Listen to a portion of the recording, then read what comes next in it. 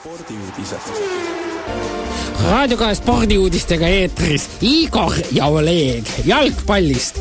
Jalgpalli Euroopa Liiga alagrupi turniiril viigistas Ragnar Klavani tööandja AZ Alkmaar võrsil 1-1 Harkivi Metallistiga. Sergei Bareiko klubi Krakowi Wisla jäi võrral väljakul alla Twentele 1-4.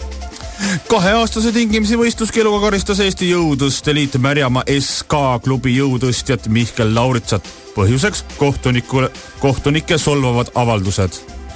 Jalgpallist veel 2 nädalaks otsustas Inglismaa jalgpalliklubi Manchester City klubi tegemistest eemaldada ründaja Carlos Tevezi, kes keeldus mängimast.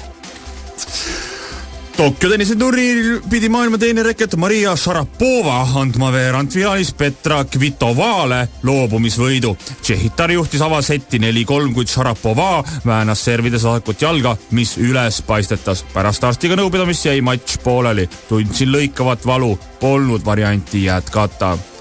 Korvpallist ka. Itaaliasse minek on väga tõenäoline, see oleks minu jaoks unistuse täitumine, nii räägib NBA staar Kobe Bryant võimalikust siirdumisest Bologna Virtusesse. Venemaa Dagestani rikkurklubi Machalka Anži vallandas kehvadele tulemustele viidates peatreener Gadžijevi. Meeskonna juhendamisel võtavad üle senine abitreener Andrei Kordejev ja meeskonna kapten 32-aastane brasiiliastar Roberto Carlos. Anži on kogunud kuulsust röögatute palkadega. Näiteks hiljuti ostetud Samuel Eto'o teenib 400 000 eurot nädalas, ent tulemusi pole. Carlos peab Anži Venemaa kõrgliiga 7. kohalt kergitama kõrgemale.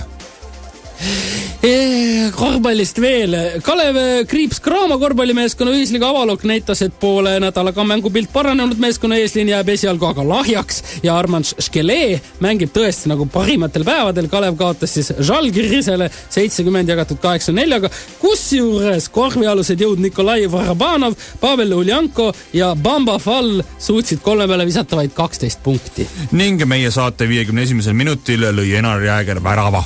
Ja Kanepil ei jäänud midagi kripeldama. Nii palju täna spordist, ilusat päeva teile!